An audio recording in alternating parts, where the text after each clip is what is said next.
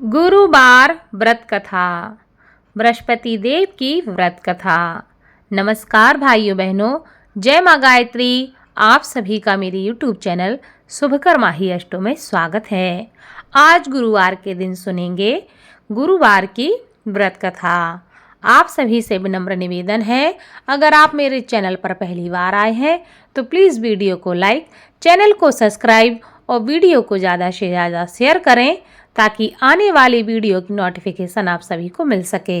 गुरुवार व्रत करने से बृहस्पति देवता प्रसन्न होते हैं। यह व्रत अत्यंत फलदायी है।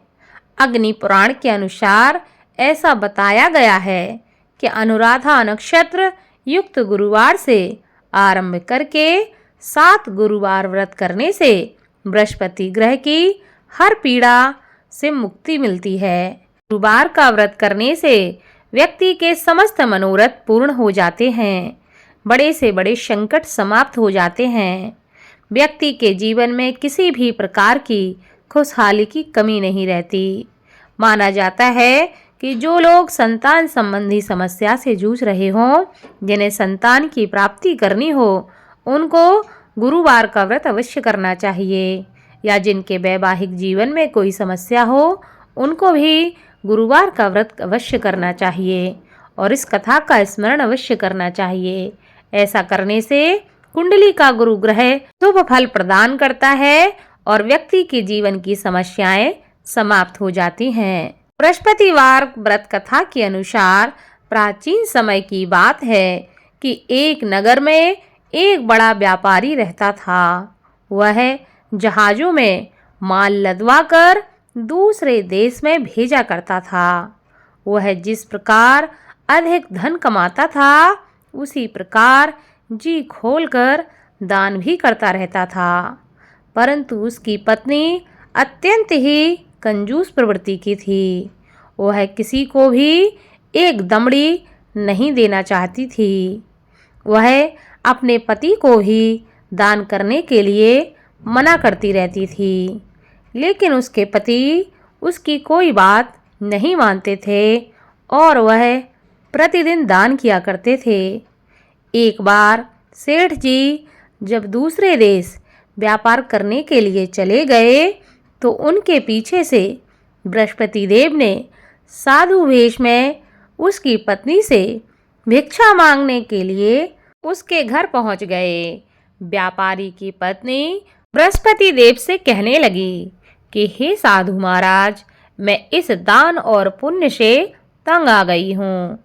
आप कोई ऐसा उपाय बताएं जिससे मेरा सारा धन नष्ट हो जाए और मैं आराम से रह सकूं। मैं यह धन लुटता हुआ नहीं देख सकती। बृहस्पति देव कहने लगे कि हे देवी, तुम तो बड़ी ही विचित्र हो। हर स्त्री चाहती है कि उसके घर में धन धान्य की कोई कमी ना रहे, उसके घर में हर प्रकार का सुख रहे, पर पता नहीं तुम कैसी हो जो चाहती हो कि तुम्हारा सारा धन नष्ट हो जाए। संतान और धन से क्या कोई दुखी होता है जो तुम धन से इतनी दुखी हो? अगर तुम्हारे पास धन अधिक हो गया है तो तुम इसे अच्छे कार्यों में लगाओ।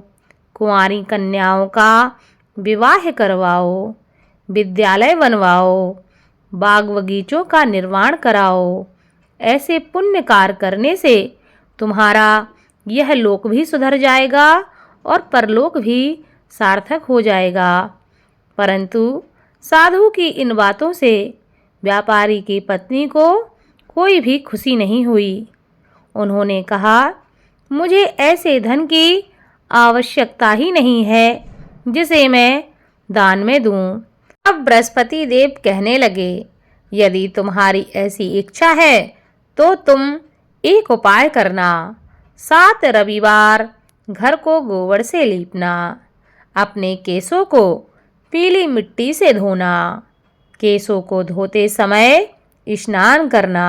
अपने पति से कहना कि गुरुवार के दिन वह दाढ़ी बनाएं, भोजन में मांस मदिरा खाएं, कपड़े अपने घर पे धोना और धोबी को देना। अगर ऐसे कार्य तुम करने लगोगी तो तुम्हारा सारा धन नष्ट हो जाएगा। इतना कहकर बृहस्पति देव अंतर्ध्यान हो गए। व्यापारी की पत्नी ने बृहस्पति देव के कहे अनुसार 7 बृहस्पतिवार वैसा ही करने का निश्चय कर लिया। केवल 3 बृहस्पतिवार ही बीत पाए थे कि उसकी समस्त धन संपत्ति नष्ट हो गई। वह परलोक सिधार गई। जब व्यापारी वापस आया तो उसने देखा कि उसका सब कुछ नष्ट हो चुका है।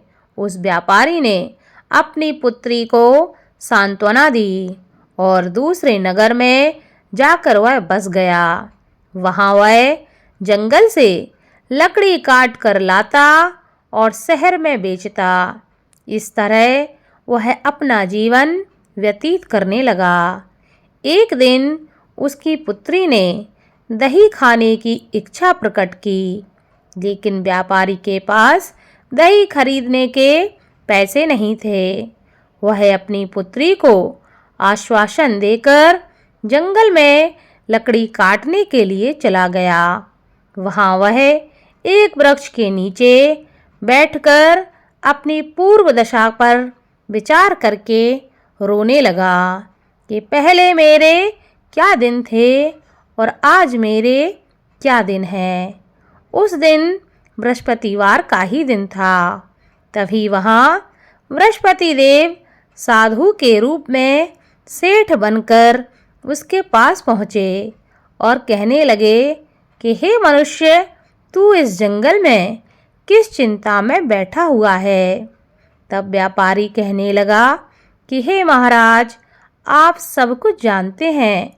इतना कहकर व्यापारी अपनी कहानी को सुनाकर रो पड़ा। बृहस्पति देव बोले, देखो बेटा, तुम्हारी पत्नी ने बृहस्पति देव का अपमान किया था, इसी कारण तुम्हारा यह हाल हुआ है।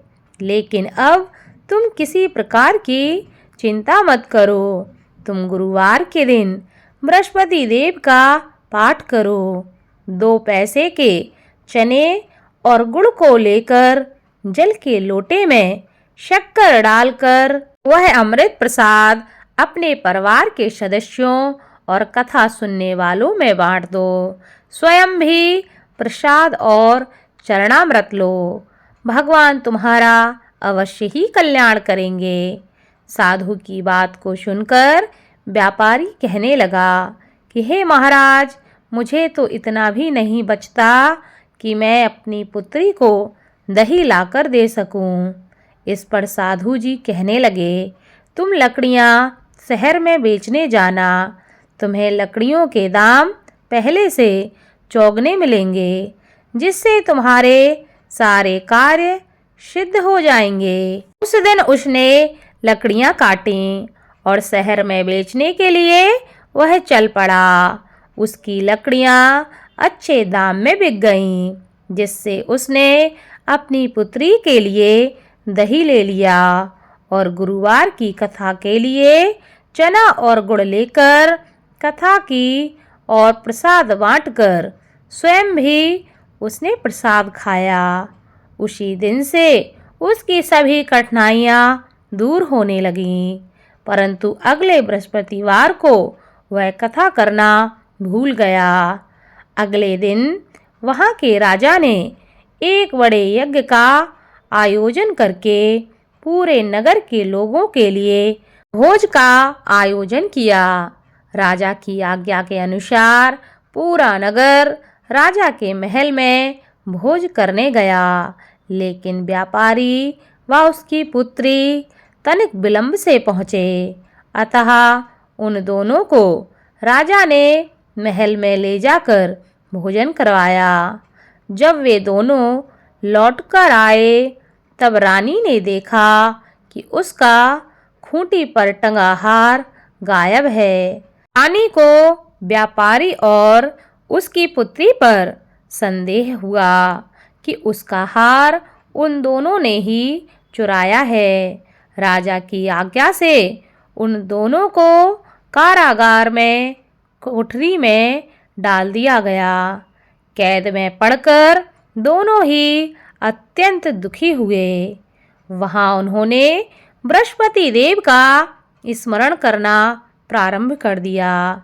बृहस्पति देव ने प्रकट होकर व्यापारी को उसकी भूल का आभास कराया और उसे सलाह दी कि गुरुवार के दिन कैद खाने के दरवाजे पर तुम्हें 2 पैसे मिलेंगे। उनमें से तुम चने और मुनक्का मंगवाकर विधि पूर्वक बृहस्पति देव का पूजन करना।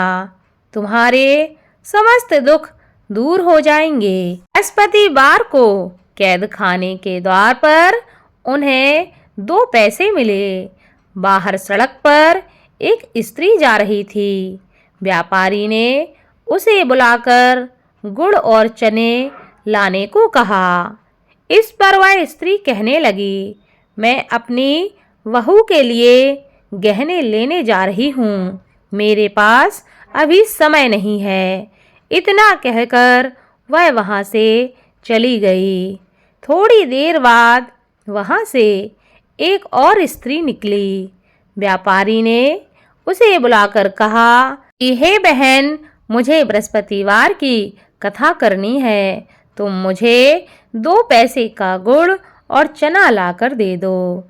बृहस्पति देव का नाम सुनकर वह स्त्री बोली, भाई मैं तुम्हें अभी गुड़ चना लाकर देती हूँ। मेरा इकलौता पुत्र मर गया है, मैं उसके लिए कफन लेने जा रही थी, लेकिन मैं पहले तुम्हारा काम करूँगी, उसके बाद अपने पुत्र के लिए कफन लेने जाऊँगी। वह स्त्री बाजार से व्यापारी के लिए गुड़ चना ले आई और स्वयं भी बृहस्पति देव की कथा सुनी। कथा के समाप्त होने पर वह स्त्री कफन लेकर अपने घर पहुंची। घर पर लोग उसके पुत्र की लाश को राम नाम सत्य है कहते हुए शमशान ले जाने की तैयारी कर रहे थे। स्त्री बोली, मुझे अपने लड़के का मुख देख लेने दो। अपने पुत्र का मुख देखकर उस स्त्री ने उसके मुंह में प्रसाद और चरणामृत डाला। प्रसाद और चरणामृत के प्रभाव से वह पुनः जीवित हो गया।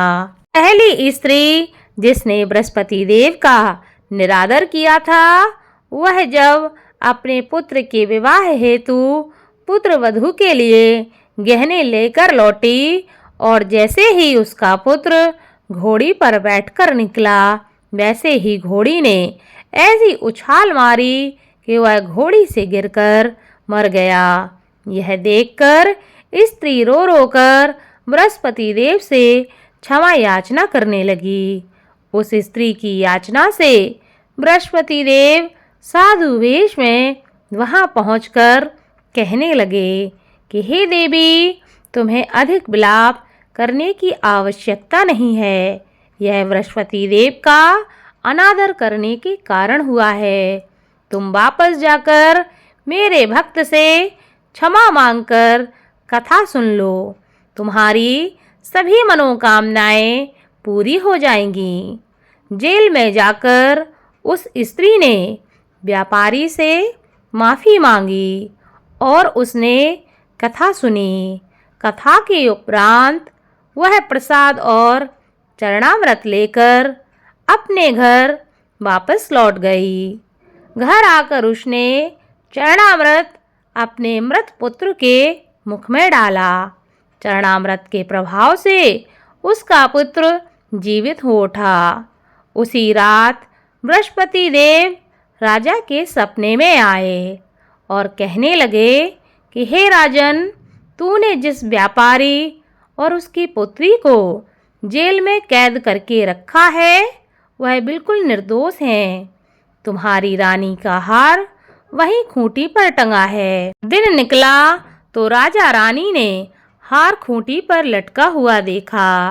राजा ने उस व्यापारी और उसकी पुत्री को तुरंत छोड़ दिया और उन्हें आधा राज्य देकर उसकी पुत्री का विवाह उच्च कुल में करवाकर दहेज में हीरे जवाहरात दिए और बृहस्पति देव की कृपा से उनके जीवन के सभी संकट समाप्त हो गए। बोलो बृहस्पति देव की जय।